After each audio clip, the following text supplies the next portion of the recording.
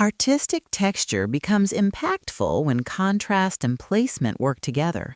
Today, how to design textured speckle art. Open Photoshop and create a 2000 by 2000 pixel canvas with a soft off-white background. Add a new black-filled layer and generate noise at about 70% Gaussian monochromatic. Use levels to isolate bright particles and change blend mode to multiply so speckles appear dark. Reduce opacity to around 60%.